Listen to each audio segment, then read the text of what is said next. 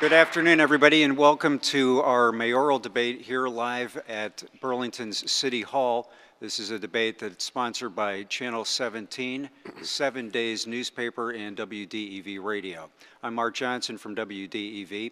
We're going to get right down to business here. Let me just give you a little bit of an outline of what the format is going to be today. We have 4 candidates that are joining us. Alicia Fries from 7 Days will be asking questions along with me. We have also been collecting questions from you out in the audience here. Megan O'Rourke is collecting those, and we've already gotten quite a few already. We are asking our candidates to limit their answers to 2 minutes each. You do not need to take all of that. There will be follow-up questions at the prerogative of Alicia or myself, and we will rotate the order of who will be answering the questions first as we go through each round, and then we'll be going down the table this way. That way, I'm hoping we can save a little bit of time with me having to introduce each one of you. At the end, we hopefully will have enough time in our 60-minute discussion here to have time for concluding comments from our candidates. With that, we'll get the first question from Alicia Fries.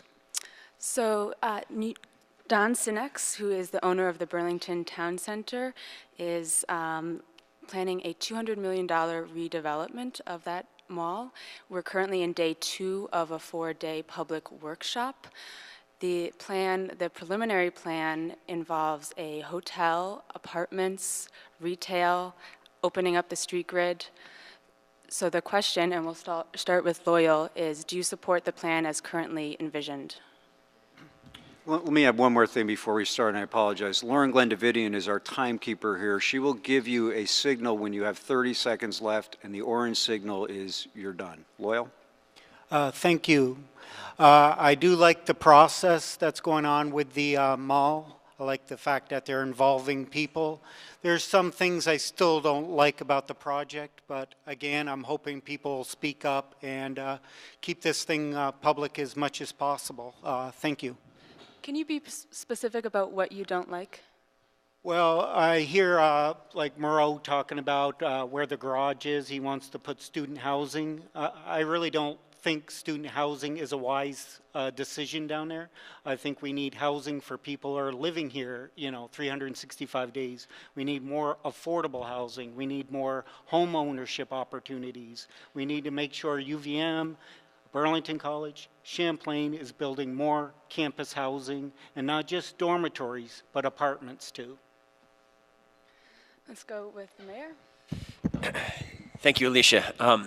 Well, no, I don't support the project at this point because the whole point of this public process is to go through a real public discussion before certainly I would feel comfortable committing to any specific plan, and to hear that input and work through a number of issues. That said, I am excited about the possibility of transforming 2 central blocks of the downtown from what it is today, which is a problematic property in many ways, into something that I think is a much better place for the city of Burlington. I think there's a chance to reconnect part of the old North End with the vibrancy of the downtown and improve the connectivity of the street grid in that part of the city. I think there's a chance to, instead of having essentially a suburban mall in the center of our downtown, have a much better use of that land that is includes not just retail, but other uses above that keep jobs in Burlington and that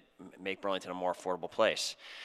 I think there is a chance to re-enliven Cherry Street and Bank Street and even have a better front of this important facility on Church Street. So I'm really glad we're having this process. I'm appreciative that we have an owner of the mall that is willing to go through this additional process before starting the permitting process. And I'm pretty hopeful something good is going to come out of it. I think we've had a lot of discussion of this site over the last few years through the Plan BTV process. Was over 200 people here for the kickoff of this public process about a month ago, and I think there's going to be real consensus on something exciting on this property.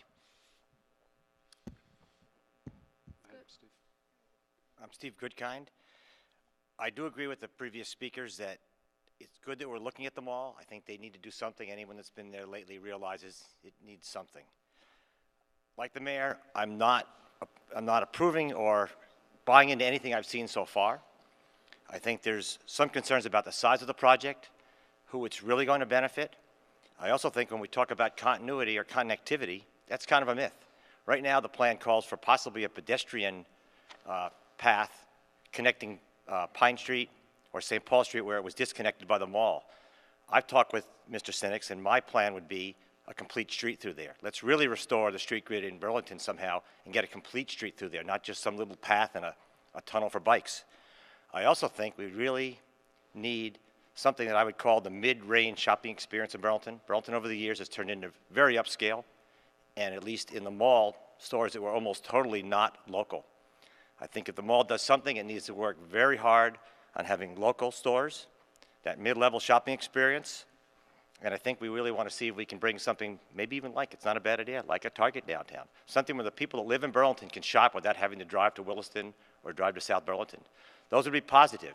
If he can pull that off, we'll see. I know in my discussions with him, he's not necessarily saying he's doing this. He's willing to open himself to a process, but he's not necessarily saying he's going to be able to fulfill the vision that Burlingtonians have for the mall. So you have to hope for the best. I think what we should be looking forward to our development future, though, is the more organic type of development and small projects, and I think that's where Burlington really should grow. So if this happens, it happens, but I think we have to look at to what our success has been in the past, and that's where I would be looking for the future. Yeah. Well, first of all, thank you, 7 Days, and CCTV for providing us with this forum. I heard Don Sinix make his presentation at one of the ward forums, and it sounded hopeful that he is engaged, even though he hasn't been through this kind of process before, that he's willing to come to Burlington and listen to what people have to say. I think we are moving a little too quickly. I can't really issue a final judgment until I participate in a workshop, which I'm going to do tomorrow. But I do think the question of how much commercial space and some of the issues that Steve raised should be part of the mix.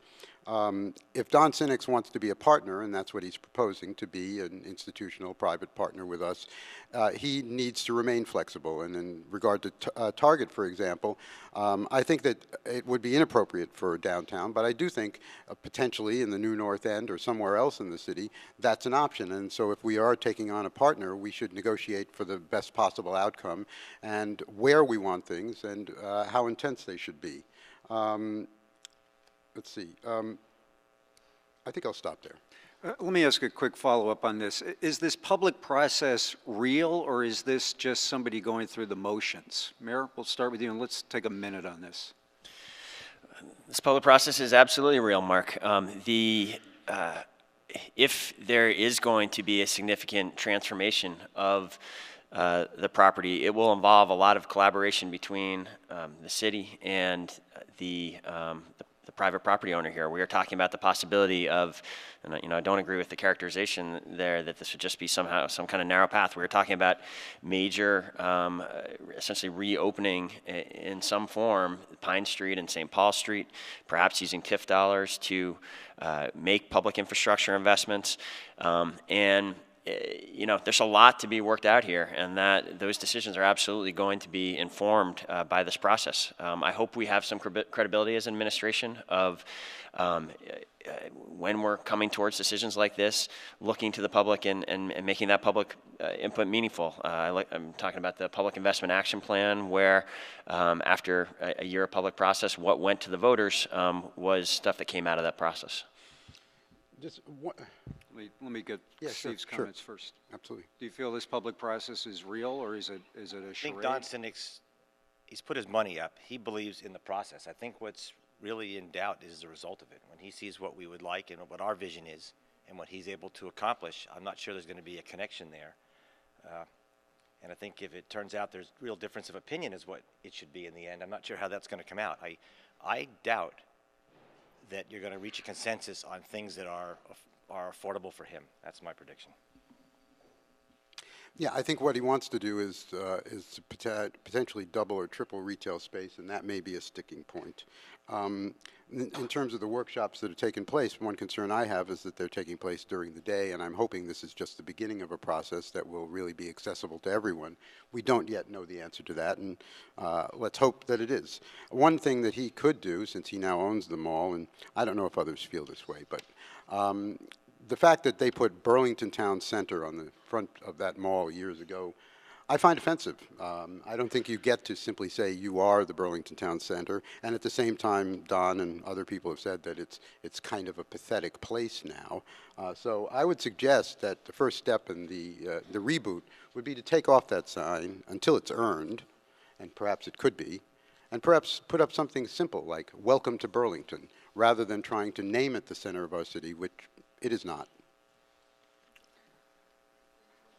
Right now, it's too early to decide if this is a real or a false project here. Right now, I want to keep an eye on this and make sure that the public's voice is respected. That's the most important in this process, is make sure that the public's voice is respected. I want to make sure when we're done with this mall, whatever comes out of it, I want to make sure we have a mall that's affordable and reachable to all income levels. So that's what I want to make sure. Thank you. So we've got a question from the audience, and Steve, we'll start with you. If I think 8-story high new buildings are too tall for Burlington, who should I vote for mayor? Me. Let's go with Greg. Is this a yes or no question? You can expand if you like. Yeah, no, I don't think we need to go to 8 stories, and I think you should look around at some of the properties that have been built around the town in the last couple of years to see what may be the future, even if it's not 8 stories. It's not a question of what the stories are. It's a question of lot coverage, the design, how much open space. That's also part of the picture. Loyal? This is one of the things a lot of people have been talking to me about when I'm door knocking, is actually the height of the buildings, the design, and the fact that, we're not, listening to the people here. We got to listen to people. We got to have a better public process. So whatever we build, we got to make sure the public is involved in it. So if we want bigger buildings, we got to make sure the public's involved. If we want smaller buildings, let's make sure the public is involved. That is a huge problem I hear as I door knock. So that is one thing I want to make sure. No matter what goes on in a city, I want to make sure the public knows what's going on, because I want a Burlington that is for everyone. Thank you. What I would say is if you support transforming parking lots or suburban buildings like the mall or the Rite Aid into high-quality, well-designed urban buildings, then I'm the candidate that you would support. Buildings that are consistent with the character of Burlington that we love and that has brought all of us here, or been why we stayed if we grew up here. And some of those, there is some precedent for 8-story buildings in Burlington. Is it going to be something that we have in many places? No, and I certainly wouldn't support that. But I do think there are a couple places within the city where we can look at buildings that are as high as 8 stories, and that would be consistent with what is already within the city that we love and within the immediate surroundings. So that's my response. Let's talk about the city's infrastructure. Greg Guma, we'll start with you on this. The city's biggest infrastructure problem is what? The biggest infrastructure problem is that we're actually mortgaging our future by spending perhaps too much into financing. I think that the first round on the fiscal stability bonds as well made sense. I am going to support the current one, but the street improvement TIF expansion. But beyond that, I think that we have to start thinking about using the resources we have rather than going on a building boom. That's my concern, actually, that too many projects simultaneously occurring and too little ability to actually think them through, think about what the real impacts of them are. I think these things need to be slowed down a bit. That's our infrastructure problem. Okay. Loyal?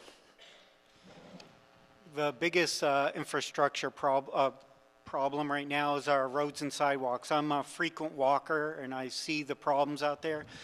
And the huge problem is every mayor we seem to elect doesn't maintain our roads and sidewalks and infrastructure. One thing I want to do is upgrade everything, make sure everything is upgraded, and make sure we maintain it so it doesn't become an expensive problem down the road. That is a huge problem. The other thing I can agree with Greg on is TIF. We are mortgaging our future. We have to be very careful about that. If you see what happened in California, they don't use TIF anymore. They had like $10 billion in TIF projects. Now they have $28 billion in, taxes they have to pay from TIF. So we have to be very careful how we use this, because if we're not careful, the taxpayers will pay. Thank you. The biggest infrastructure problem we have today is that today, just as for many years, we don't have any kind of comprehensive plan for making all of the infrastructure investments that we need to make.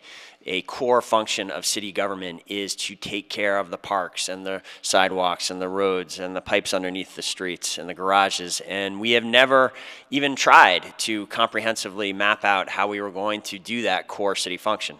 That's why a year ago at my State of the City address, I committed the city to ending that. And we are very close to having our first ever 10-year capital plan to map out all of those investments and continue the progress of the last 3 years where we have made great progress with our parks, where we have made progress with our sidewalks, but we still have much to do and we need this roadmap. I do just need to say, I think there's a complete misunderstanding of how the TIF program works as reflected in the last two answers. The TIF program is not a problem for our infrastructure. It dramatically expands the resources that we have to make infrastructure investments. I certainly hope that people see that and seize the opportunity on town meeting today to vote yes on the Great Street Initiative, which is ballot item number 3, which will allow us to make investments in our sidewalks and our street trees and our stormwater infrastructure using funds that we simply otherwise wouldn't have available to us. This isn't mortgaging our future. This is making our future brighter. I fall somewhere in the middle on the TIF argument. TIF is a good thing. We have to remember it's only applicable in certain parts of the city. And I think we also have to remember that our needs are much greater than what TIF can handle. There's also the issue of with TIF, you do defer some of your city taxes that you would normally be getting. So there is that notion of mortgaging future. Anyway, as far as our most pressing needs, we've got issues, of course, with sewer pipes, water pipes, sidewalks, parking facilities, and stormwater. If I had to choose the one that I would focus on, it would be sidewalks. I've been very vocal about the need to put together a sidewalk plan, just like we did for streets about 10 years ago, and have a plan that basically perpetually improves and fixes and expands the sidewalk system. If we had that, I believe between that program and the program that we have for streets, we'd have a much more effective program for not just the streets and sidewalks, but also for bicycles. That whole network would have a funding mechanism. We'd take care of it. We'd catch up, and we'd keep it up.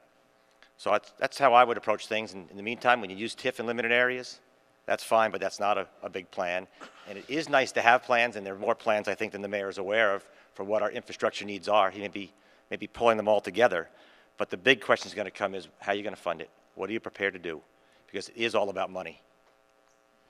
Mayor, can you just clear me up on one thing? You say that there really hasn't been a comprehensive plan on the infrastructure, and I'm hearing Steve say that there is. Well, I'm surprised to hear Steve say there is. I mean, when I look at, for example, the traffic fund, which Steve was responsible for, had at this point is out of, or several months ago was out of funds, and at the same time, we had allowed to build up over many years deferred maintenance in the garages such that there are $7 million worth of repairs that need to be done quickly. Those repairs will be more expensive than they would have been if we had had a long-term systematic plan for addressing that, and they've required us to take more urgent action than we otherwise. We will fund the plan. We will fund this 10-year plan, just like we have found a way to fund the garage changes through changes to parking policy that hopefully also have made it a better, a more convenient system, and a system that's easier for people visiting downtown Burlington to use. We should have this long-term approach to our entire infrastructure. All right, let me get our other two on this side to comment briefly. Mayor? Yep. Thanks. TIF, whatever else it is an educated bet on future tax revenue. So when we get into this, we're getting into a process where we're planning for a certain level and type of growth. So we need to understand that, because that's what's going to pay off this. And so one of the problems is, who's it for? Who's the development for? And the problem with TIF sometimes is that you basically are doing something to the specifications of specific partners or investors that you want to get.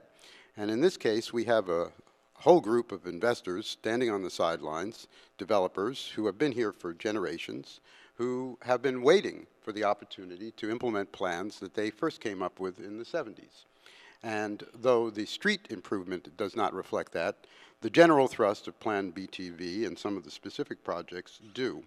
I think we also need to rethink the whole question of infrastructure, because our open spaces, the places we preserve from development, are also part of our infrastructure. And that's part of what the debate that's going on here is. Do we simply talk about what we build, or how we live and what resources we have? And so I think we should open up the definition of what an infrastructure really is. It's not just buildings and roads. Go ahead. Just two things. The mayor knows this. The condition of the garages is identified in 2 reports, 75 pages each. Those reports say that the real problem with these garages is how they were built and how old they are. To blame myself or anyone else in Public Works for the condition now, and to say that deferred maintenance could have preserved their age and dealt with the problems of construction that inherently make them less long-lived, is totally false, totally false.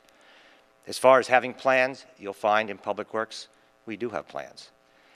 Sometimes you can't fund every plan you've got, but there are plans. We know our systems, and we know what we have to do to them. You can't always do everything you want to do all the time. It's not in control of city departments to always have all the money they want. You chose in the past in your administration not to raise parking rates when we needed more money. The fund is broke now. You didn't raise the rates. Now you're doing it. There was a time when you were on the commission for the airport. You took away money from Public Works that was going to be used for taking care of our programs. And that began a slow slide that we reduced our fund balance down to 0. So you got to look at yourself when you say, is there enough money? There's plans. There's always been plans. And I'm not saying you're always wrong to defer maintenance in your budget. But these are decisions of the mayor and the city council when there isn't enough money. Departments have plans. We know what we needed. And we waited. We're loyal. We don't call you on it. But we show you what we need, and if you don't fund it, then we postpone it. Mayor, you've suggested several times that Steve Goodkind has mismanaged the Public Works Department. He served under you for a year before retiring. I'm wondering if these problems arose then, and why he wasn't relieved of his position, if so. There were a number of problems within the financial management of the Department of Public Works that I think it's a matter of clear fact and independent reports impacted the city's finances in a substantially negative way. It was one of the reasons that Moody's downgraded the city dramatically to the edge of junk bond status. It was in large part about BT, but the dramatic 3-step downgrade that happened 2 months into my administration was attributed very substantially to deficits that had also built up in 3 DPW funds, the water fund, the sewer fund, and the way in which Champlain Parkway expenses were being reimbursed. My administration took action immediately to address each of those, and those deficits have now been, more than $5 million of deficits have been eliminated. And it certainly did impact the way I thought of Steve's leadership as I became became familiar with the city's finances over the course of that first year. Can I say something? Briefly, yep. That's a bunch of nonsense. The mayors, this mayor and previous mayors control the budgets. They control the issues he's talking about. They're the ones that didn't refinance the bonds and dumped it back on us to deal with. They're the ones that don't raise the rates. That is just total nonsense. And I don't believe the mayor and I ever discussed it even when I was working for him. But he knows better. That is not what happened. I'm responsible for running a department and meeting a budget. This mayor and other mayors budgeted deficits. They gave me deficit budgets. In some cases, I did quite a bit better and actually turned one into a surplus, but that's how it works. And to pretend somehow that it's up to a department head to set their budget, and that a department head, in my case, I never took a budget It was meant to be a positive or surplus budget and turned it into a deficit. I did the opposite, and I performed whatever was required. This is the mayor and previous mayors that did this, and that is total bull to say that. All right, I'm going to give Greg and Loyal an opportunity. We'll keep you to a minute. Anything you want to add before we move on here? Sure. Well, you've just heard a part of the problem we have, which is a kind of a blood feud that goes back. It doesn't only start with Steve, it goes back decades to the root of the dispute between the Democrats and the progressives. And this is the kind of gamesmanship that keeps us from moving forward. I'm trying to bring a sort of a spirit of, for lack of a better word, reconciliation to this situation. I've worked with the progressives, I've worked with the Democrats, I see positive things on both sides, but I see that we're getting stuck in a granular discussion that we really don't need to move us forward. Loyal, anything you want to add? I'll just be very quick, and you can see the problems that go on in the city. We actually lost some good employees this year because of what's going on in our administration. We got people butting heads. We need to move in a positive direction. We need to work together, and we're not doing that in the city. We have a huge disconnect. It's almost like City Hall's on an island. We do not need that anymore. Thank you. For those of you just coming in, if you have any questions that you would like us to ask the candidates, Megan O'Rourke has been collecting those, and we have a few here. Thank you. So the next question involves the Burlington Telecom, and the question is, should the city maintain an ownership stake, and how do you plan to make that happen? Please be specific, and let's start with Greg. We're going to actually start with Loyal this round here. Start with Loyal. What I want to do with the telecom is actually sell it, but I don't want to sell it to a private owner. I want to make sure we work with the cooperative group that's building. So I want to sell it to this cooperative group, keep it public. That's the way I want to do it. Right now, it's just too risky to keep telecom on our tax rolls. What's going to happen is when we have it going down the toilet again, it's going to come back on the tax rolls. This is what happens with business. You know, I run a business. I have good years, I have bad years. So do we want to ride out another bad year when telecom has trouble? No, I don't think that's what we should be doing. We should not be risking taxpayer dollars. But I do believe we can keep it public. Thank you. I do think it would be a positive thing if the city of Burlington can maintain some form of ownership in Burlington Telecom into the future. And it's one of the many successes of the Citibank settlement that we've negotiated and that was finalized right at the beginning of this year, is that it preserves that possibility when it was very much in doubt whether the city would have any chance to maintain any role in the future of Burlington Telecom. You know, again, there were multiple goals in that settlement. One, we wanted to protect the taxpayers from further harm. We achieved that with the settlement. Secondly, we wanted to keep Burlington Telecom operating and keep it from being ripped away from the city in some way, either in actually the fiber being taken out of the ground, which is one of the things the bank was calling for, or having the whole operation turned over to the bank. Those were very real possibilities going into a jury trial. We have avoided that. We have found now a situation where we have 3 or 4 years where the city remains in the driver's seat to find a good long-term resolution of the Burlington Telecom situation. And I think it's actually quite likely that Burlington Telecom is going to thrive now that the cloud of litigation has been removed from it, and B, that as a result of that success, the city is going to have the opportunity, should future policymakers choose to go in this direction, to be part of that future entity when we find a final long-term financial partner. I think that partner is going to want the city involved because they're going to see the city as a good business partner, and we're working hard for that to be the outcome in the years ahead. I think most people know I'm an advocate for keeping Burlington Telecom local. I served on a board of an organization, a co-op organization that's trying to do that. I will tell you, with the agreements in place, not the city financial settlement, but the Blue Water part of it, it's going to be very unlikely. It's going to be very, very difficult for that to happen. The best scenario now, the one that makes the most sense, and that most cities in this country would do, is to keep the system, get control of it, run it like a public utility, profit from its future, and is going to have a good future, and pay ourselves back not just the $17 million, it's probably more like $20 million. I don't think there's room, unfortunately, for a partner and the city in any scenario that we get our money back. It's not going to happen. They're going to want to make money also. We need to keep control of it or gain control of it back, and we need to run it like a business. It's doing better, and it will do better in the future. It can be both an economic engine and the source of the recovery of the taxpayers' dollars, and I think there's only one way to do it. We need to own it. The Public Service Board thought we should have pursued that option in their Public Service Board questions during their hearings on the approval of the two deals. So I think it's the only way to go. It's good for us. It's a win-win. Right now, the current buyer is basically paying for the system with the system's money, with our money.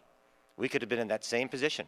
We wouldn't be forced to sell it, and I think they're just dangling all this in front of us with promises. The other night, the city council wrote off $17 million. To me, that's just outrageous. That was your money. And all the thought about we're going to get it back, we're going to get it back, you wrote it off. There was another way to do that, I think. It's not the only time they've done that. They wrote off a Burlington Electric debt of about $350,000 also. But they're just writing it off. They're writing off our future on this system. And I think the only way to regain it now is, and it can be done, it could be purchased back. We can run it. We can profit by it.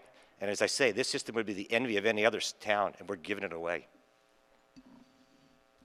I'm on the Cable Advisory Board, one of two bodies that exist, so my perspective is somewhat informed by that. I absolutely feel that we should maintain public ownership.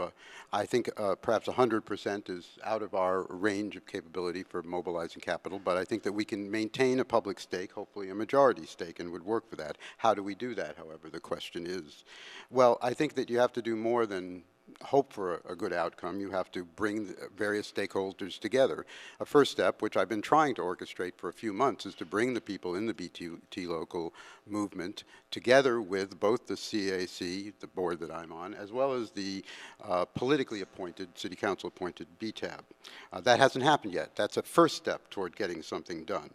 I don't agree with Steve about a previous statement he's made about bringing in auditors to ask questions about the Blue Water deal, because I think that right now BT is rebuilding its image. It is in the black. It's developing a new marketing plan, and so what we need is to back that and to try to bring people back to an awareness of BT as the asset it is.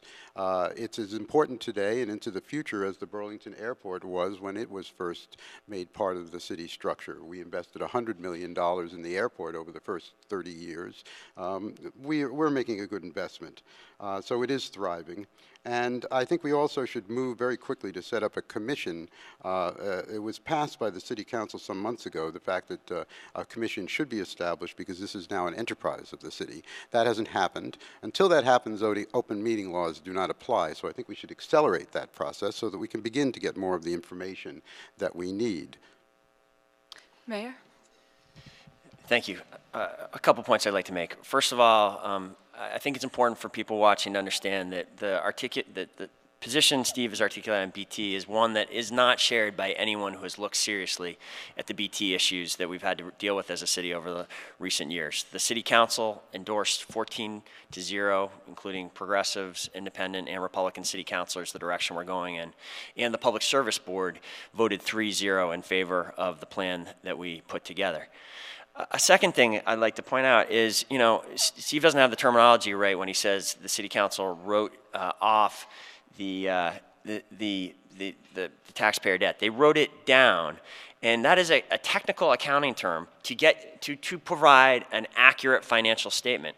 Essentially, what Steve is advocating for is to be inaccurate in the audits and the financial statements that we put out to the world. To me, that, like many of his other statements today, signals that were he given the chance, he would return us to the days of financial irresponsibility that were costing Burlington taxpayers tens of millions of dollars. I'm going to interrupt. I'm going to give you each a minute here to respond. Steve? Well, the debt was written off or written down. It's the same effect. You're not acknowledging that debt anymore. It's as simple as that. I do know what I'm talking about. I stand behind what I'm saying. I'm not alone in that.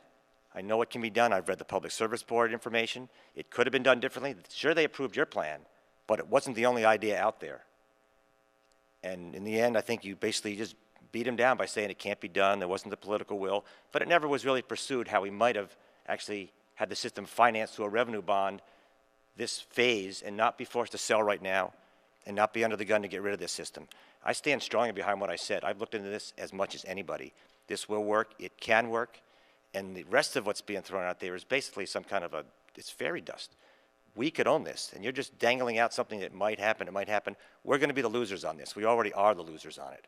This can be done much differently. It should be a public utility, run by Burlington Electric possibly, and it should be ours. Greg? Sure, I certainly agree that it should be a public utility, and I also want to stress again that it has been under excuse me, interim management now for 4 years. I think that needs to end. We're not going to get the answer to these questions. We're not going to get to a rational place until we put this under some sort of public oversight, which a commission would do. The deal itself does have questions. The interim managers, Fawcett and Dorman and Fawcett, are now vested. They will profit if this is sold. They will make almost as much money as the city if it is sold to a private owner. So I think the city needs to be more aggressive, take an affirmative stand, and state its position clearly that it wants to maintain it as a public enterprise and move ahead with doing that. All right, Loyal, I'm going to give you 1 minute here, and then we're going to move on. Anything you guys want to get to on this, you can include in your closings. Loyal? I stick where what I said earlier. We need to build this as a co-op. A city shouldn't be getting in the business of providing internet. What's next? Are we going to be having city restaurants next? That's not the direction we should be going in. I don't know what the mayor's going to do if this runs in red. How is he going to fix that, you know? So again, I do not want to hurt the taxpayers. You know, I'm a small government guy. I want to shrink the size of our government. I think we can do a lot better. Let's do a lot better. Thank you. All right, I want to move on here. We have a number of other topics that we want to get to. I want to talk about schools and the property taxes. Should the city council be voting on the school budget? Mayor, we'll start with you.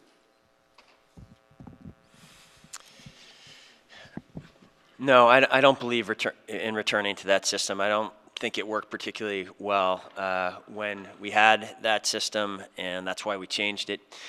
And moreover, it's pretty clear that trying to take such a position would not be consistent with the Secretary of Education's interpretation of Act 60 and Act 68, which really sets up school boards as separate entities fully responsible for the management of the school's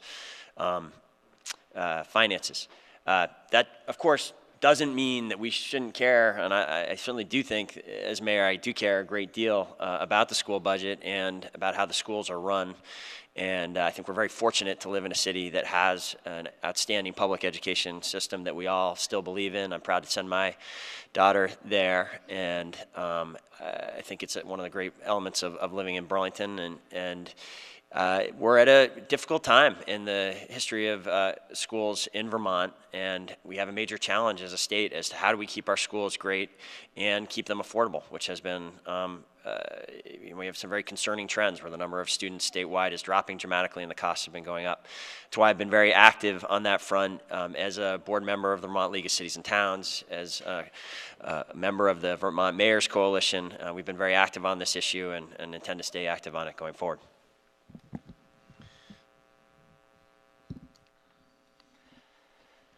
As far as the city council approving school budgets being on the ballot, I don't know that it's a valuable step. I think over the years, I think both mayors and city councilors and school board members have shown really that they don't know what's going on with that system. I don't know adding one more layer of so-called ignorance helps that much. I think the school budget should stand for themselves. On the other hand, I think we're only beginning to learn how really messed up the finances of that outfit have been for quite a while. And it really needs a lot more work, a lot more transparency. Hopefully the people in there now are doing that. But I think it's something that they've got to they've got to take the responsibility for it. At least they're elected officials, and there's no need for them to pass the buck. I'd also want to just note something about schools. I think we have a system that's really is very destructive to the minority students of this city.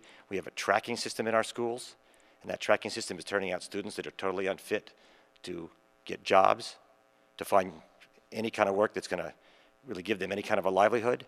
And our school system needs to really work on some better way of educating these people and not just giving them a fancy-looking diploma and a nice-looking, it's not really a resume, but it shows what they've done in school, turning them out and finding that they are totally unemployable because they really aren't educated. So whatever we do with the school system, whether the budgets are approved through the council or just approved and stand on their own, I think we better look at our school system and see what kind of students we're turning out, because it's going to be and it already is a very dangerous situation in Burlington. Yeah, thanks. Well, the simple answer to your question is no, but let me say a little bit more. I think it would further politicize school matters, which are already somewhat politicized. They would also draw attention away from the school system generally, when I think we need to draw attention back to it. I guess I look at it a little bit differently because I have been a teacher. I've taught elementary school a little bit, high school a little bit, and college. And I think that some of the answers that we're looking for have to do with curriculum as much as it has to do with funding. And one of the things I'd like to suggest that we look at is more community-based schooling. There was a time in Vermont when we had the Vermont Design for Education and afterwards, when that was really on the agenda, and community-based schooling is a preparation for life. It's also relieves classroom size, and it gives different kinds of students different ways to learn. Also, facilities themselves. We have facilities in some cases that are being underutilized, not at night and other places. I think that it's time for us to take an inventory of some of these resources and begin to find ways of pooling our resources and encouraging more cooperation. I guess it's partially because I taught at a school that was once called the Vermont Institute for Community Involvement, now called Burlington College, which is in a pickle right now. But when it was started, it was going to be a school without walls, and it was going to use existing facilities. I think it was a good idea, and I think it's something that we should promote in the city in the future. I'm with the no's here. I don't think city council should have any involvement on the budget. But I do want to work with our schools. I think we can come up and find an alternative funding solution to help keep taxes down. That's something I want to look at. Also, I really want to work with the schools to make our schools better. Work on maybe getting a conflict management courses so our kids aren't not using their fists but using words to figure out their problems. There's a lot of things we can do differently with our schools. I'm hoping to get elected so we can work together on that. Thank you. Before we move on, Steve, I wanted to ask you, you were mentioning that students are graduating unprepared. Do you have a proposal or an alternate solution? I mean, what do you think should happen? Well, I think some students do get some help. Believe it or not, the Burlington Boys Club is an outlet that some students are able to improve their academic standing and improve what they're doing in school, but it's a huge problem. I'm not sure what the answer is, but when you look at it, it's very, very serious. You have youth that are graduating from high school, finding out that they cannot do even the most basic math and have limited English skills to get any kind of job. They live in our town. They don't have any future, and every year there's more and more of them, and it's a very, very serious issue. It goes right back to tracking. Most places I don't think do tracking anymore. We do it, and it's very destructive. I would encourage people here to learn more about it. When you learn what's happening, you'll just be in shock. And it's going to be a danger to all of us in the future. Okay, we're going to move on to housing. I think probably all four candidates will agree that it's hard to find a place in Burlington that's affordable. So the question is, what's the single most important thing that the city can do to address the affordability crisis? Let's start with Steve. Oh, really? Okay.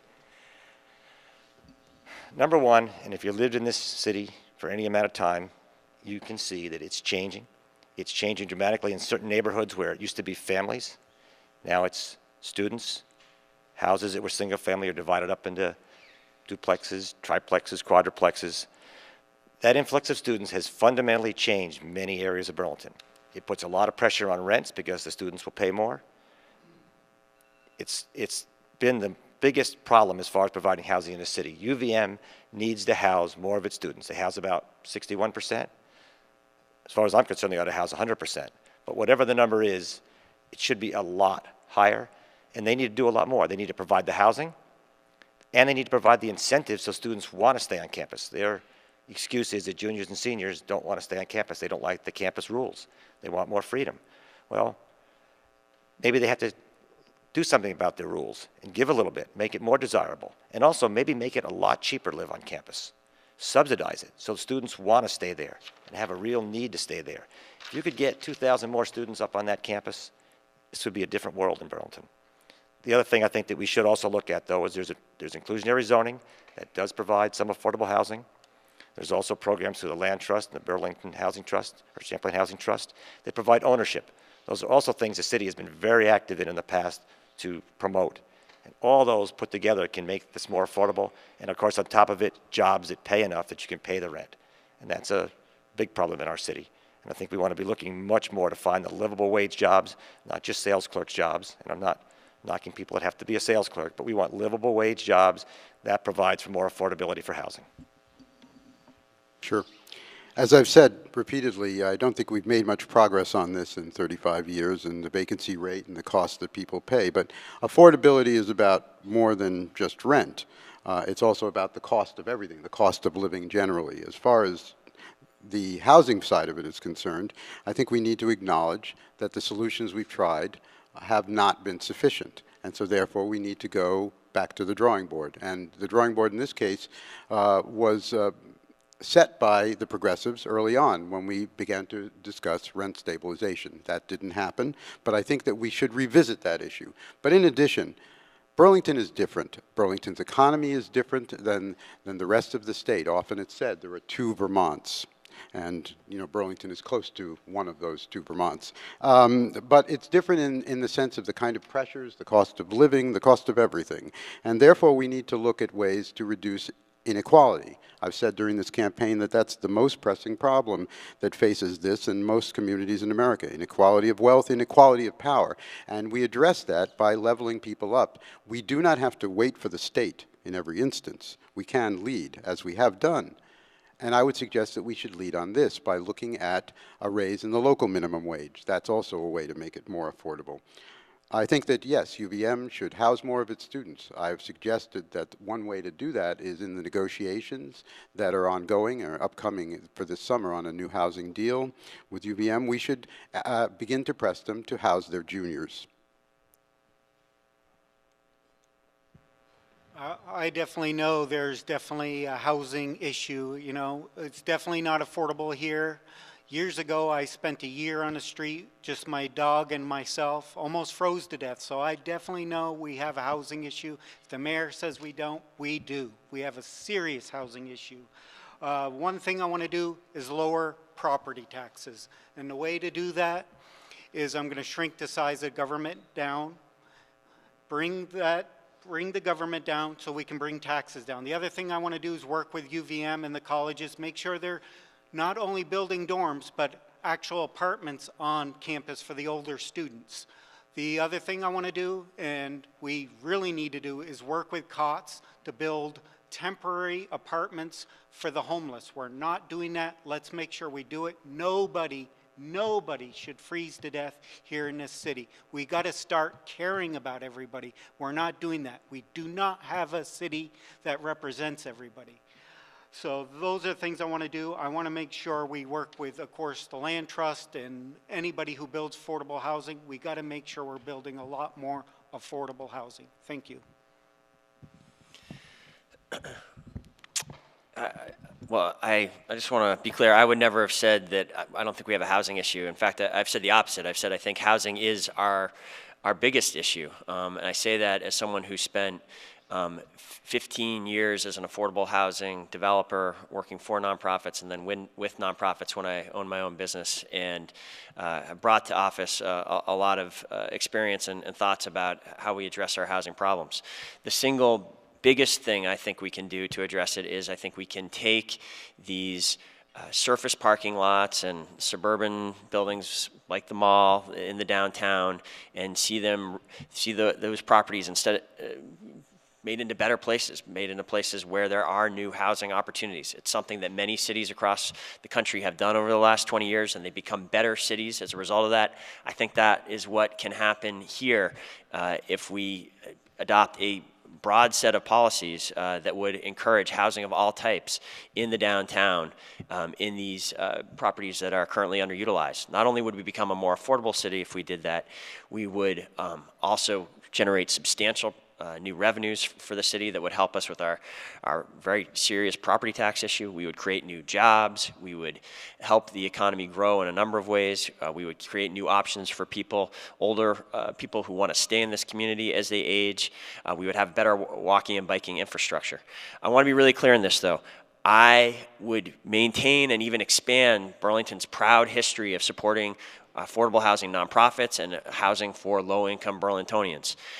Nothing about what I want to do would back away from that. I just don't think that is the only thing we should do, which is, I think, what some of the other people's positions is. All right, we're going to give everybody another minute on this if they want it. Steve, anything you want to add to what's already been said? I think we all agree housing, affordable housing is an issue. The mayor and his plan, at least the version that I read online, was shifting our focus away from providing direct subsidy to affordable housing to subsidizing the market rate rental housing and believing in a trickle-down effect that will eventually help the low end. I don't think that's possible. I don't think it's worth thinking about. Other thing I would add is, and the mayor has proposed this on a number of occasions, to put large blocks of student housing in the downtown. I would say just no way. No way at all. Housing, except possibly for senior housing, needs to be mixed use, mixed income, medium-sized projects. These large student blocks are not a good thing. Nothing against students, but they belong up or near the campus and not downtown, not on vacant lots downtown. So I would say no to student housing downtown. Greg, 1 minute. Opening the city to gentrification does not help make the city more affordable.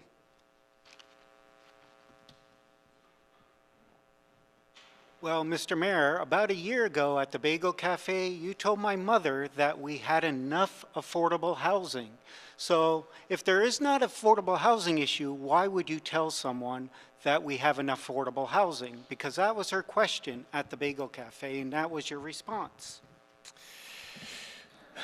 Well, let me address a few things. I'll try to do it all in a minute. You know, Loyal, I don't remember that conversation. I can't, somehow we must have missed each other. I never would have said such a thing. I've spent my life building affordable housing for low-income Vermonters and New Hampshireites and New Yorkers, and I wouldn't have said such a thing. As far as, I also would never have said and have not said, and I don't know why Steve continues to repeat this even though I've publicly said this is not accurate many times, we would never support subsidizing market rate housing. That doesn't make any sense, and I would never do that.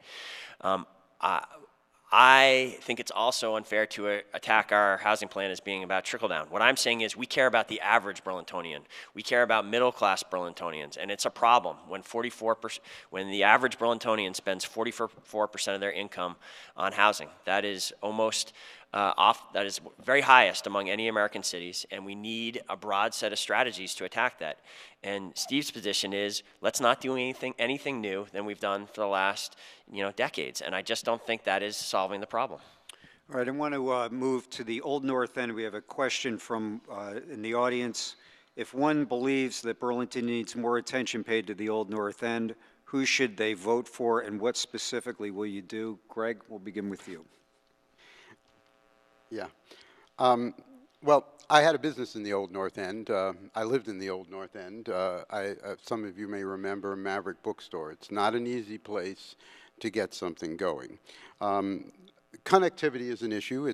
People who live in that part of town see themselves as part of downtown, and yet the city, in some cases, in the way planning is done, doesn't see it that way. So I think that the acknowledgement that there is also potentially much more vital center that could be made a part of the overall downtown culture is really what we need to work on.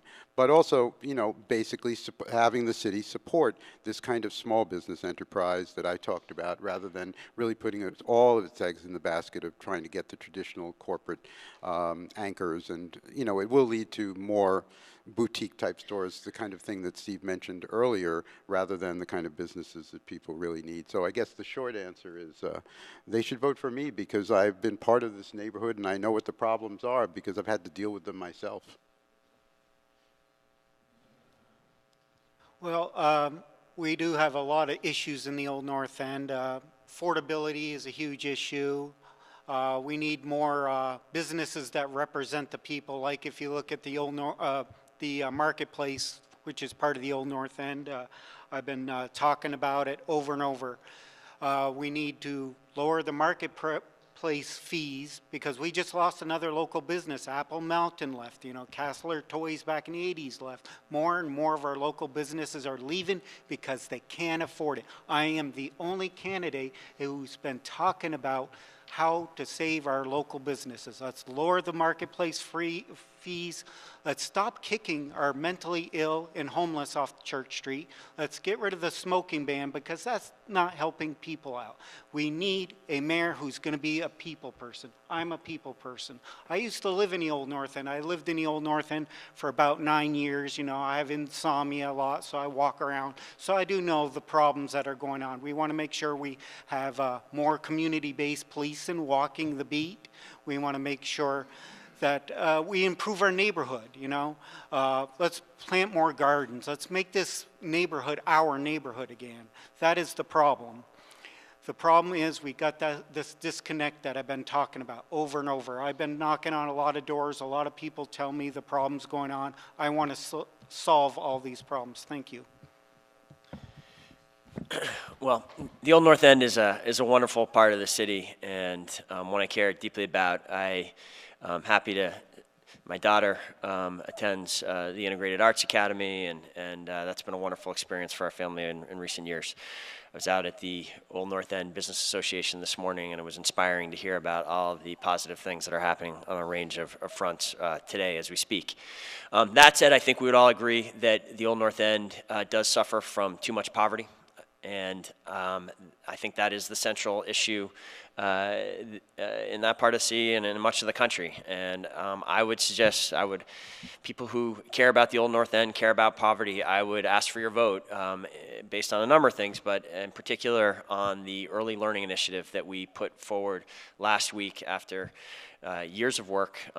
We have committed to starting a pilot project that brings new philanthropic resources in so that we can attempt a comprehensive approach to attacking poverty, to rooting it out at its base with new investments in children ages 0 to 5. This is, I think, an exciting thing that is happening in this country and that is supported by our governor and by our president. And we now have a very clear plan to use home visiting and scholarships to make Burlington a place where truly every child has the opportunity to lead a successful, healthy life. One of the talking points I started my campaign with was talking all about neighborhoods, not just the Old North End. It's very important, but you'd be surprised how most of our neighborhoods, Old North End, South End, New North End, they're very similar in many, many ways, and they share many of the same problems. You've heard some of the candidates mention them. One of the things that really is a big issue of mine is we need to focus back on these neighborhoods. I propose that we reorganize city government. I'm not saying it's going to be smaller, but it's certainly going to be more efficient, accessible, user-friendly, to work with neighborhoods, to help them thrive, find out what they need. I know for starters, it's got to begin with businesses, not bringing just businesses in, but the ones that are here. We used to do a pretty good job of trying to help the existing businesses. We don't do much of that anymore. It's a big problem to stay here. Loyal mentioned some of the issues. It's a big problem to start a business here, but that's how we're going to thrive. We've had some successes on Pine Street and even on North Street to a degree, but we really don't do much of a job with that right now. We need to work with businesses. We need to work to improve public safety. We need to improve accessibility. We need to improve affordability. And we need to have a city government structure which actually can focus much, much better than that. We also, as I said earlier, need to do more with jobs, and we definitely need to do more with education. We're really not doing what needs to be done. We seem to be building businesses that are hiring people that don't live here, and we're not turning out students that can get the jobs in the businesses that are here. So it's a problem for that, and it's a problem for just businesses finding the space, dealing with our bureaucracy, and dealing with our taxes. So I think with all of those, we need to refocus, and we really need to do a better job, and we need to reorganize city government so it can begin to focus in on those issues. We're going to do one more question here. We'll make this answer 90 seconds, and then we'll do our closing statements. All right, final question. What's the issue that only you are talking about during this campaign? And Loyal, we'll start with you. The only question that none of the other candidates are talking about, is that what you're talking correct. about? Okay. Well, the only question none of the others have been talking about is really, I'd say the marketplace. I've been bringing this up since day one, that, you know, we don't have a Burlington for everyone. You know, back in the 80s, when I was a kid, I used to be able to go downtown and, you know, buy a toy at Castler's toy store, or go to the hardware store, or go to McDonald's. You know, we had a Price Chopper. We had all these affordable stores. We don't anymore. It's a place for tourists now. And, you know, under the Weinberger administration, he's sweeping our problems under the carpet, not dealing with the homeless issue. He's kicking homeless off. People have severe mental health issues, and I know a lot of these people. They come to me and said, Loyal, I've just been kicked off by the police because of this or that. We're not dealing with the issues. We're kicking people off for smoking cigarettes. Now smoking cigarettes on Church Street is against the law. When we're doing that, we're diverting the police from the real issues here. You know, we had a shooting here in an Old North End. Shouldn't we be dealing with real crime instead of kicking people off Church Street or telling people they can't smoke on Church Street? These are problems that I've been talking about, and I'm the only candidate right now that's talking about this problem. Thank you.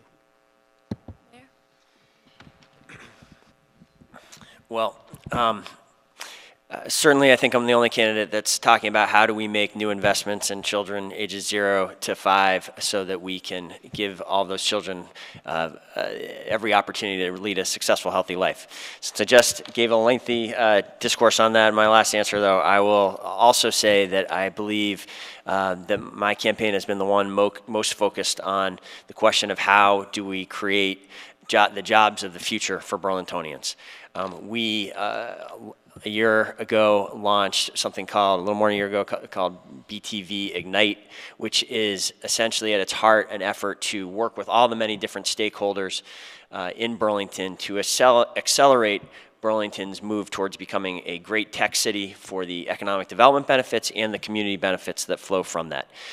These are strategies like encouraging the transformation of the basement of Memorial Auditorium into the outstanding makerspace that it is today. There are many more successes like that out there that I think will come from a collaboration between the administration, the institutions, the private sector, and this administration is about that kind of collaboration. And when I hear the other candidates bashing UVM, saying how they're going to mandate things that they actually don't control, I wonder about the ability of others to bring about that collaboration.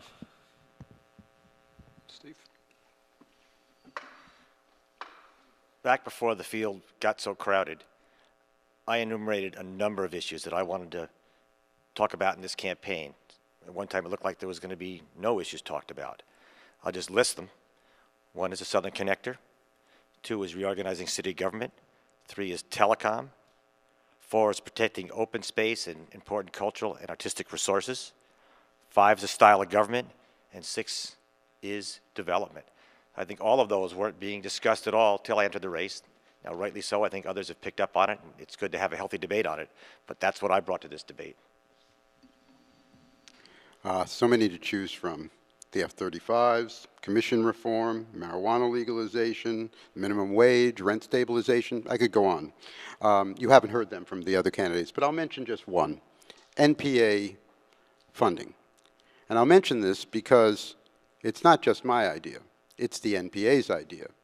The steering committee of all the NPAs last November or December issued a call to all the mayoral candidates, and they asked the mayoral candidates to endorse a very modest proposal that the NPAs be funded at the level of $5,000 per, so that they could continue to do what they used to do for decades, which is to fund neighborhood projects, to seed projects, which have led to all sorts of things in the city over the years. I want to refund them. I want to refund them not only because it's a good idea, but because I helped to create the neighborhood councils. I began to work on it in 1976 when I worked in the city planning department as youth coordinator for the city. I fought for it in the 80s and helped to create them. And I think it's now time to revitalize them. Yes, we need efficiency in city government, but we also need much more empowerment and engagement. And this is a very modest request, and in all these debates for 2.5 weeks, I have yet to hear one of the other candidates even comment on this? We're going to have our closing comments now, and we'll give each of the candidates 2 minutes to do that. We'll keep the order that we've been going here, and Mayor, we will start with you. Okay, well, thank you, Mark and Alicia, for moderating today, and thank you to the sponsors of this event. I think it was certainly convenient for me to have it here in Contoy's Auditorium, where this event is also the debut of our brand new chairs that are part of the investments the city is making in this space to celebrate its 150th birthday, which is tomorrow. And I hope everyone will come out again for, Saturday. It's only Thursday, but come out on Saturday for that event. Over the last 3 years, we have made considerable progress as a city. We have put our finances in order. We have rebuilt our park system. We have started the process. We've started the rebuilding of the entire 8-mile-long bike path, and we have made the first real progress on the city's waterfront in over 20 years. As a result of all of that progress, we are poised for even greater successes in the years just ahead. We have a chance as a city to become a more affordable, walkable, livable, and bikeable place than we are today. We have the chance to become a city of inclusion and opportunity for all. I think the choice before voters on March 3rd is really clear. If you believe in the progress of the last 3 years and in that vision, I would ask for your support, and I would ask for your support less than 2 weeks from today on March 3rd. I hope we will see you all at the polls.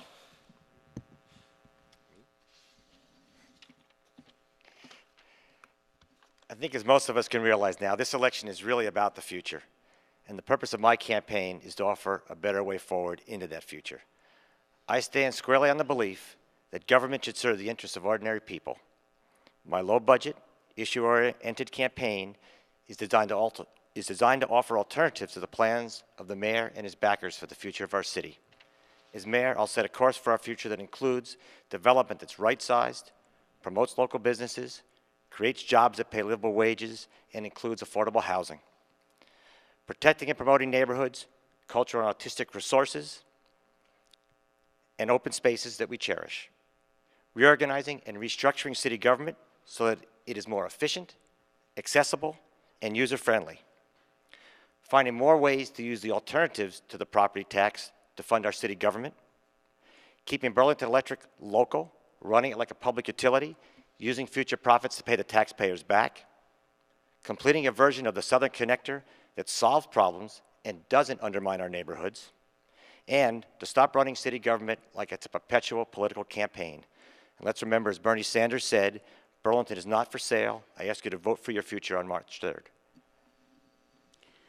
My road to this campaign began probably 35 years ago when I almost ran for mayor, and continued when I worked with the first progressive administration, Bernie Sanders, in various capacities, working on environmental issues, peace issues, democracy, the structure of city government.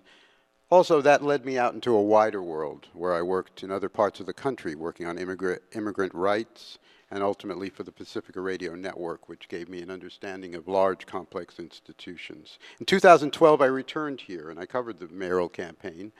Mayor Weinberger was elected, and since then I've watched and listened and become re-engaged, and I've become quite concerned about the direction we're going. What I've said in this campaign is I think we need responsible growth, but for growth that protects us from the gentrification we see ourselves facing. I've also said the city is not a business, and what I mean is that it's not just a project. It's a community. It's interdependent. There are social as well as economic questions, and it has finite resources, and therefore it cannot expand without limits or only to serve one or two values, growth and profit. Mayor Peter Clavell asked, what are the limits to growth? This is the time. We have to answer those questions. And that's why I've been saying we can't just build our way out of problems. We need solutions that balance things, balance efficiency with democracy, that balance growth with fairness and equality. That's why I've been running on the idea of preservation and change. People think it's a contradiction. It's not. What I'm talking about is wanting to preserve the things we know make this place special, the values, the traditions, the human, the natural resources, but change some things, change the way we do business. That's why I got into this race. That's why I'm asking for your support on March 3rd. Thank you for letting me have this opportunity. Hi, one of the themes I've been talking about throughout this campaign is a disconnect that we're feeling. I want to reconnect our neighborhoods. I want us to start working again with our neighborhoods. That's one of the reasons why I ran. The other thing is to fix our marketplace. We have a city that's not respectful of all people. We need to be respectful of all people in the city. We're not. That's unacceptable. We should all be outraged by that. Nobody should be kicked off Church Street for having an issue. The other thing is, when you look at my plan, I'm the only candidate that has a real good plan for the Southern Connector. I'm talking about building a dog park out there. I'm talking about a park and ride out there. I'm talking about building housing out there instead of building a road that's going to disrupt the whole community. I'm talking about working with our communities. We're not doing that. We're failing in the city. We're getting our finances together. That's great, but let's not fail as a city. As your mayor, I will move the city in a positive direction with responsible development.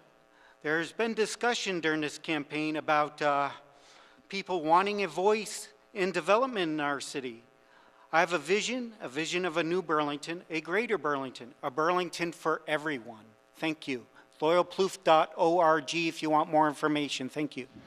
Alicia Fries from 7 Days, thank you very much for your help today. Loyal Plouffe, Moreau Weinberger, Steve Goodkind, and Greg Guma. Let's give a hand for the candidates today, and thank you all for being here.